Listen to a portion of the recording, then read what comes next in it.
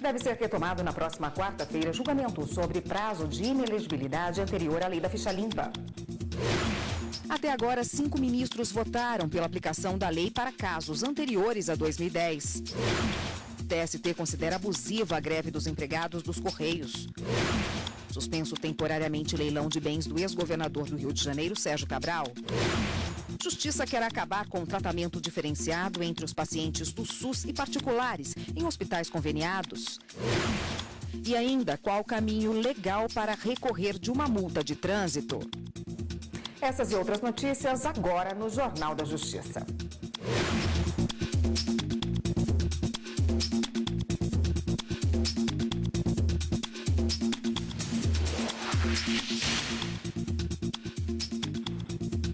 Olá, boa tarde para você. Uma decisão do Tribunal Regional Federal suspendeu temporariamente o leilão de bens do ex-governador do Rio de Janeiro, Sérgio Cabral. A decisão é do desembargador Abel Gomes, relator da Lava Jato no tribunal. Gabriel Sefrey tem outras informações para a gente. Boa tarde, Gabriel. Oi, Érica, boa tarde para você, boa tarde a todos. O primeiro dos 2 leilões envolvendo bens do ex-governador do Rio de Janeiro, Sérgio Cabral, estava marcado para a semana que vem. O argumento dos advogados para pedir a suspensão desse leilão é de que o leiloeiro não preenchia os requisitos exigidos para atuar na venda dos bens. Essa liminar do Tribunal Regional Federal foi concedida depois que a 7ª Vara Criminal Federal do Rio de Janeiro negou o mesmo pedido feito pelos advogados. Agora o TRF tem 48 horas para se manifestar sobre os argumentos apresentados pela defesa de Cabral. Érica. Obrigada, Gabriel. E o TRF da Primeira Região negou o pedido do ex-presidente da Câmara, Eduardo Cunha, para ser mantido em um presídio de Brasília. Eduardo Cunha está preso desde 19 de outubro do ano passado por envolvimento com desvios investigados também pela Operação Lava Jato. E atualmente está no Complexo Médico Penal de Pinhais, na região metropolitana de Curitiba. Ao analisar o pedido de transferência para Brasília, o relator, desembargador federal Ney Belo, alegou que os processos em trâmite que envolvem Cunha são mais antigos e em maior número na Justiça do Paraná do que as ações que tramitam no Distrito Federal. Ainda de acordo com o relator, Eduardo Cunha não tem residência e nem familiares em Brasília e não existe nenhuma razão para a manutenção provisória do acusado no Complexo da Papuda ou em outra unidade prisional do Distrito Federal. Para o Superior Tribunal de Justiça, a discordância de tese de defesa anterior não é suficiente para anular um processo penal.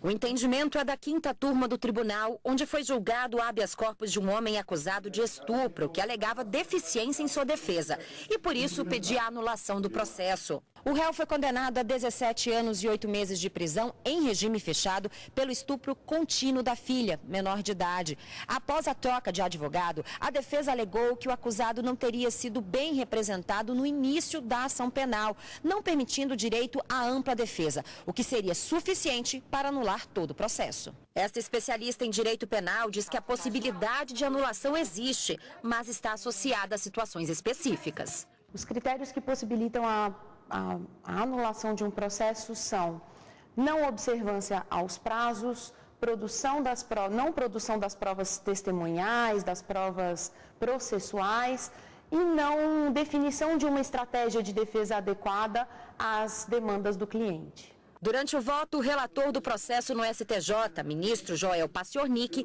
citou a súmula 523 do STF, onde fica determinado a necessidade de comprovar o prejuízo sofrido pelo réu para nulidade processual, o que, segundo o ministro, não ocorreu. Joel Paciornik constatou ainda haver discordância entre as teses da defesa atual e anterior, o que invalida a tese apresentada pela defesa. A divergência de teses não significa falta de qualidade na defesa.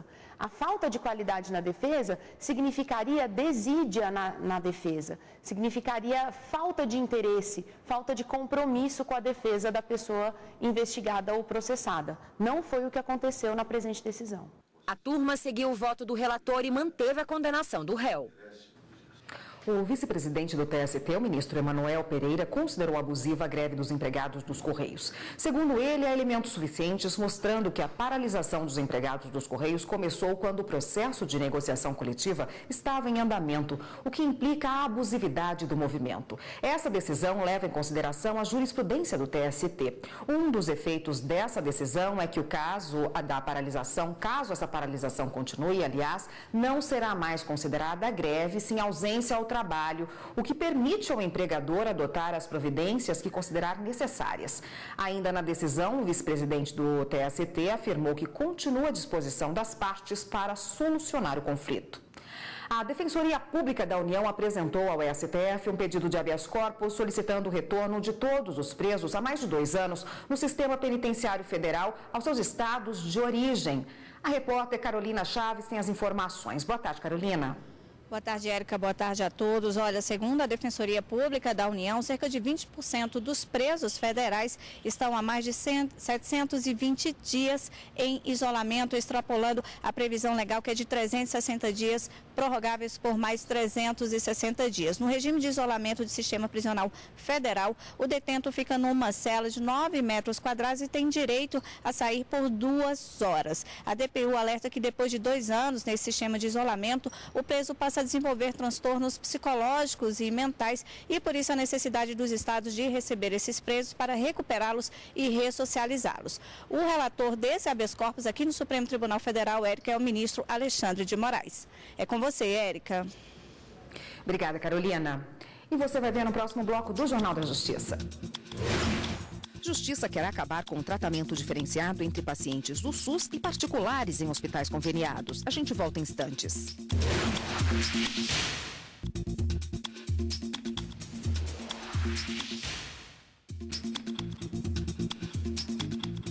O plenário do Supremo Tribunal Federal retomou o julgamento sobre a aplicação da lei da ficha limpa. Até o momento, 5 ministros votaram pela validade da regra, mesmo antes da vigência, e 3 foram contrários. O plenário está analisando um recurso em que se questiona a decisão do Tribunal Superior Eleitoral, que determinou a aplicação da lei da ficha limpa a políticos condenados por abuso de poder econômico antes da norma entrar em vigor. No caso em análise, o político havia sido condenado com decisão transitada em julgado e já havia ficado 3 anos inelegível. A lei da ficha limpa entrou em vigor em 2010 e aumentou para 8 anos o período de impedimento em caso de condenação. O julgamento começou em 2015. Na época, o relator ministro Ricardo Lewandowski e o ministro Gilmar Mendes entenderam que a lei não poderia retroagir. Nessa quinta-feira, o ministro Luiz Fux abriu a divergência. Não se há de falar de forma alguma de afronta conjugada. Inelegibilidade esculpida. Na linha D, no inciso 14 do artigo 22, não constitui sanção.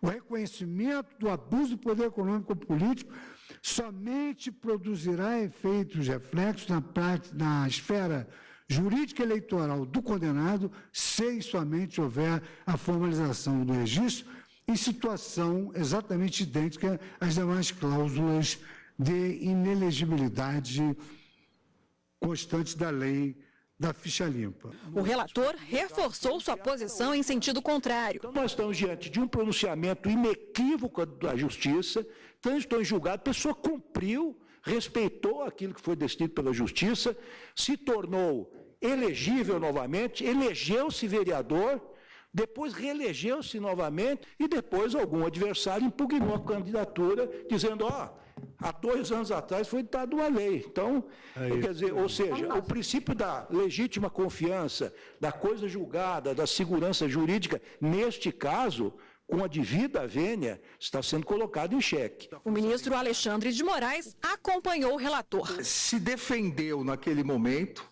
foi condenado, constou na decisão, e isso se extinguiu, se exauriu no tempo. Então, não tenho como entender, voltando aqui pedindo vênia às posições do contrário, da possibilidade dessa retroatividade a algo que já havia saído do mundo jurídico com a chancela da própria Justiça Eleitoral nas eleições de 2010. Os ministros Dias Toffoli, Rosa Weber, Luiz Roberto Barroso e Edson Fachin seguiram a divergência. Não vejo em hipótese alguma falar-se aqui de retroatividade, qualquer que seja o grau ou a densidade, obviamente com o devido respeito da compreensão em sentido contrário. Portanto, esse aumento que se fez de 3 para 8 anos, não vejo como afastar-se do que estabeleceu Sua Excelência de uma condição, requisito negativo de adequação de quem se coloca a um pleito eleitoral para preencher as respectivas condições. Na verdade, o país está doente e, portanto, nós precisamos interpretar as leis que procuram trazer probidade e moralidade para o ambiente político dentro desta percepção.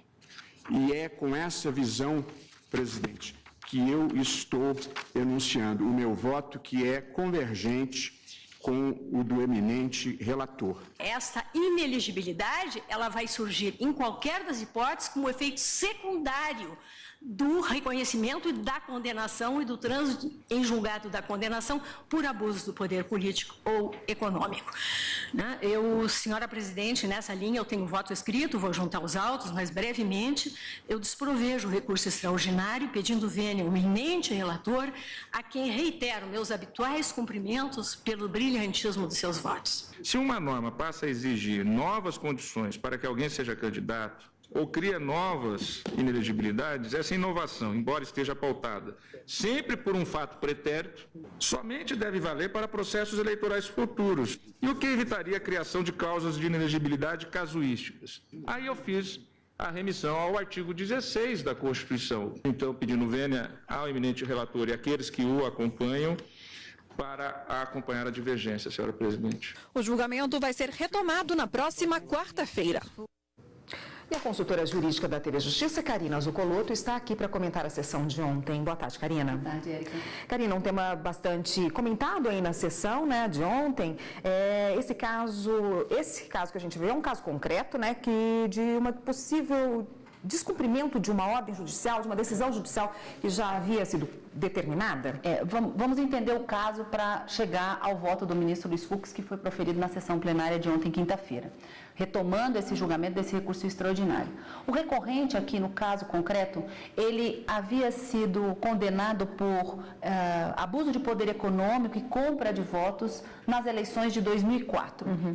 Ele ficou inelegível por 3 anos, porque, à época, a lei aplicada previa essa inelegibilidade e esse prazo de inelegibilidade de acordo com a legislação vigente à época de 1990, a Lei Complementar 64 de 90. Em 2008, ele candidatou-se de novo a vereador e já cumprido, portanto, aquela condenação e aquele prazo de inelegibilidade, conseguiu candidatar-se e elegeu-se vereador novamente no município da Bahia. Em 2012, mais uma vez, ele tenta o cargo de vereador, mas tem o registro da sua candidatura negado por conta da lei da ficha limpa, a Lei Complementar 135, que foi promulgada em 2010 e que alterou esse prazo de inelegibilidade, que antes, pela lei de 90, era de 3 anos, passou a ser de 8 anos. E a pergunta é, esse prazo de 8 anos pode ser aplicado a esse caso que foi a condenação em razão das eleições de 2004? O Tribunal Superior Eleitoral entendeu que sim, porque esse seria um novo critério de inelegibilidade e, de acordo com a jurisprudência mais recente do Tribunal Superior Eleitoral, esse prazo de inelegibilidade, acompanhando o que diz a Constituição, inclusive, devendo levar em consideração a vida pregressa do candidato, deve ser computado a partir do ano da eleição em que gerou o fato da condenação. Então, ele foi condenado por abuso de poder econômico e compra de votos nas eleições de 2004, somados 8 anos, chega até 2012, ele não poderia sair candidato a vereador. E contra essa decisão do TSE, vem esse recurso extraordinário no Supremo para tentar afastar essa aplicação retroativa da lei da ficha limpa. Os ministros Ricardo Lewandowski, relator desse recurso, e o ministro Gilmar Mendes, que já antecipou o seu voto, entenderam que essa decisão do Tribunal Superior Eleitoral não pode prevalecer porque ofenderia a chamada coisa julgada, um direito fundamental tido como cláusula pétrea, previsto no artigo 5º da Constituição, em que nada poderia se desfazer aquela decisão judicial da condenação e que, portanto, essa aplicação retroativa da lei da ficha limpa violaria esse direito fundamental, poderia haver violar o princípio da segurança jurídica e tudo mais. Mas o ministro Luiz Fux, no voto dele proferido ontem, ele deixa bastante claro, e aí ele é acompanhado por mais 4 ministros, o julgamento deve voltar semana que vem, não foi concluído, no sentido de que, confirmando um entendimento do Supremo já proferido em 2010, sanção, em razão de uma condenação, não é a mesma coisa que inelegibilidade. E que a inelegibilidade seria um efeito reflexo dessa condenação. E que, portanto, não haveria qualquer afronta à coisa julgada, àquela condenação anterior, podendo, portanto, a lei complementar retroagir para alcançar fatos pretéritos, conforme a própria Constituição autoriza. 5 votos, já nesse sentido da divergência aberta pelo ministro Luiz Fux, 3 votos proferidos junto com o ministro Ricardo Lewandowski, relator. Outros 3 ministros, assim como no ensino religioso, devem definir a questão. O ministro Marco Aurélio, o ministro Celso de Mello e a ministra Carmen Lúcia devem votar na semana que vem e decidir definitivamente se o TSE tem razão e prevalece a sua decisão ou se o Supremo inverte a situação que está sendo colocada nesse recurso extraordinário. Vamos aguardar. Tá ótimo, Karina. Obrigada pela sua explicação. Eu que agradeço. Até mais. Até. O Ministério Público Federal do Rio Grande do Sul entrou com uma ação na Justiça e determinou a igualdade. A Justiça determinou a igualdade no atendimento nos hospitais particulares que recebem pacientes do SUS. A decisão vale para todo o país. Além de passar por situações como esta, falta de médicos, filas intermináveis, atendimento precário, quem precisa da saúde pública ainda tem que enfrentar a discriminação. Imagina só, você chega em um hospital particular que tem convênio com a rede pública de saúde e quando solicita atendimento não é tratado da mesma forma que as pessoas que têm planos de saúde. Estranho, né? Pois é, mas isso tem ocorrido e muito. Tanto que foi preciso uma decisão da Justiça para tentar acabar com essa discriminação. A determinação vale para todo o país. Não era para ter discriminação, né? Todos são iguais perante a sociedade, né? E se frequenta... se o governo está pagando alguma coisa no hospital privado e tal, que é da área pública, né? Tá sendo pago, né? Pois é, o Ministério Público Federal no Rio Grande do Sul precisou entrar com uma ação. O resultado disso foi a decisão da Justiça de Porto Alegre, que cobra atendimento igualitário para todos. Há casos que pacientes do SUS eram levados para recepções e salas de espera, diferentes dos pacientes particulares. Muito triste, né? Que você pode ter certeza que quem mais precisa é o que não tem condição, né? O MPF questiona ainda a regulamentação do Ministério da Saúde que trata sobre os convênios com os hospitais particulares. Argumenta que não está clara a proibição de dar atenção diferenciada entre pacientes do SUS e os demais. É um direito cidadão, né? Então, se tem esse convênio, tem essa ligação, o paciente tem que ser tratado da mesma forma, né? Com um tratamento de excelência, assim como o paciente que paga em particular. É constrangedor, né? Você se sentir, você sabe que é um direito seu, mas você sabe que você está sendo maltratado justamente por isso, por um preconceito. A empresa brasileira de Correios e Telégrafos vai ter que indenizar um carteiro assaltado em serviço 13 vezes. O carteiro recorreu à justiça alegando que os assaltos violentos sofridos por ele geraram transtornos psicológicos que o incapacitaram para exercer a função. Trabalhando como carteiro motorizado, ele alegou ainda que a empresa brasileira de Correios foi negligente, porque não implementou condições de trabalho seguras, como, por exemplo, o oferecimento de escolta. O Tribunal Regional do Trabalho da 2ª Região, em São Paulo, considerou que o empregador não pode ser responsabilizado pela falta de segurança pública e que o fato de não haver escolta para a área de atuação do carteiro não é suficiente para caracterizar omissão do empregador. O funcionário recorreu então ao Tribunal Superior do Trabalho e os ministros da 7ª Turma condenaram os Correios. Para o relator, ministro Cláudio Brandão, os assaltos atingiram a vida privada da vítima, causando, sem dúvida, muita dor, angústia e sofrimento. De acordo com o ministro, é recomendável a aplicação da responsabilidade objetiva, sobretudo quando a atividade desenvolvida causa ao trabalhador um risco muito mais grave do que o imposto aos demais cidadãos, como é o caso do carteiro motorizado, por fazer o transporte de encomendas e objetos de valores. Por decisão unânime, a empresa brasileira de Correios deve pagar R$70 mil de indenização por danos morais ao trabalhador. A Record TV terá que pagar indenização por danos morais a um desembargador ofendido e a família dele. A decisão é do Superior Tribunal de Justiça. Os ministros da 4ª turma reconheceram a possibilidade de indenização por dano moral reflexo, por entender que a agressão praticada repercutiu intimamente no núcleo familiar da vítima atingida. A decisão foi durante o julgamento de um recurso especial da TV Record, condenada em primeira e segunda instância por divulgar em seus noticiários matérias sobre uma confusão envolvendo um desembargador do Tribunal de Justiça do Rio de Janeiro e uma agente da Guarda Municipal. O desentendimento teria ocorrido durante uma abordagem de trânsito. No processo, o desembargador alegou que a maneira como foi noticiado fez com que o fato tomasse proporções escandalosas, atingindo apenas não a sua honra, mas também a de sua esposa e filhos, citados na matéria. Houve a divulgação, a informação, passou-se uma notícia referente a uma pessoa X, e essa informação que foi passada, além de atingir essa pessoa X, ofendendo então seus direitos, sua personalidade, ofende também o seu núcleo familiar. Durante o voto, o relator do recurso, ministro Raul Araújo, explicou que, mesmo se tratando de dano moral puro, sem natureza patrimonial, o núcleo familiar faz presumir que a agressão moral contra qualquer um deles repercutirá intimamente nos demais. Em decisão unânime, os ministros confirmaram a decisão do Tribunal de Justiça Fluminense, que condenou a TV Record a pagar indenização pelos danos morais ao desembargador e pelos danos morais reflexos à sua esposa e filhos. O dano moral, de forma geral, ele ainda está engatinhando bastante no Brasil.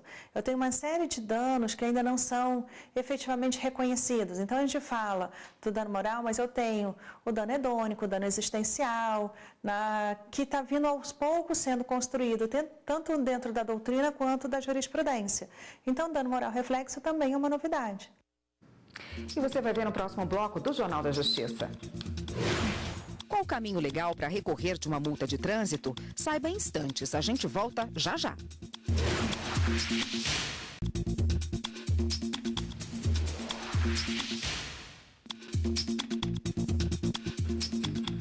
O primeiro ano da ministra Carmen Lúcia na presidência do Supremo Tribunal Federal foi marcado pela redução no número de processos, o menor a ser registrado nos últimos 10 anos. O relatório de 35 páginas está disponível a todos os brasileiros. Traz os números de processos, julgamentos e decisões da gestão da ministra Carmen Lúcia desde a posse em 12 de outubro de 2016. Na época, a presidente do Supremo Tribunal Federal falou sobre como seria a gestão dela. Entregar ao cidadão brasileiro o seu direito é compromisso como ato de justiça, nossa obrigação e nossa responsabilidade. O que o judiciário não deu certo, no que ele não deu certo, e reconheça-se, em muito ainda não deu, há que se mudar para fazer acontecer na forma constitucionalmente prevista e socialmente justa.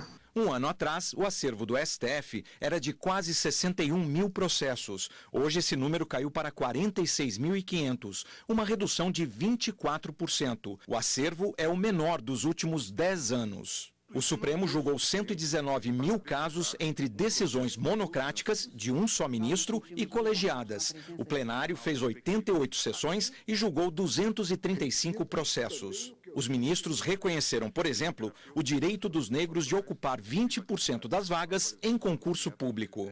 O plenário ainda decidiu que o servidor público em greve pode ter desconto no salário. Os processos de repercussão geral, que servem de referência para todos os casos sobre o mesmo assunto, também foram prioridade. Um mês inteiro foi dedicado a ações dessa natureza, o Abril da Repercussão. Foram 49 julgamentos desse tipo. Em um dos casos, ficou decidido que o pai biológico tem a obrigação de dar ao filho pensão alimentícia, herança e sobrenome, mesmo que outro homem tenha registrado a criança e mantenha relação de paternidade. A ministra Carmen Lúcia fez também uma série de mudanças para aprimorar a transparência do Supremo. No começo deste ano, por exemplo, entrou no ar o sistema de intimação eletrônica, como prevê o novo Código de Processo Civil. E a Corte disponibilizou na internet os salários de todos os funcionários. O relatório de gestão pode ser acessado na página do Supremo Tribunal Federal pelo endereço www.stf.jus.br. Quem comete uma infração de trânsito pode ser multado, ter um veículo apreendido e até mesmo perder a habilitação. Mas o que fazer quando você recebe uma multa indevida? É obrigação de todo motorista respeitar o que diz o Código de Trânsito Brasileiro. A legislação garante a segurança de todos. Qualquer irresponsabilidade é decisiva. Por isso, não pode dar mole. Só que, às vezes, mesmo estando correto, equívocos acontecem. E a gente acaba sendo punido por uma infração que não cometeu. Foi o que aconteceu com a Juliana. Ela foi multada por circular na faixa exclusiva de ônibus.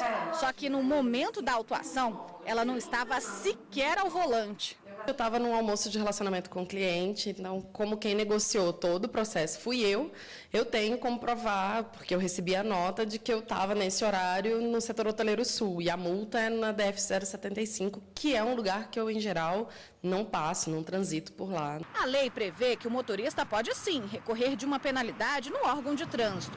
É um recurso administrativo avaliado por um grupo de agentes. Cabe ao motorista entregar todas as provas de que a multa foi indevida. Essas provas podem ser tanto imagens como vídeo, ou inclusive testemunha, né? Ele pode pegar uma declaração e reconhecer firme em cartório para anexar na defesa, e o órgão de trânsito vai fazer a análise dessa defesa. Juliana tem a nota fiscal do evento, que participava com os clientes no momento em que foi autuada pelo agente de trânsito.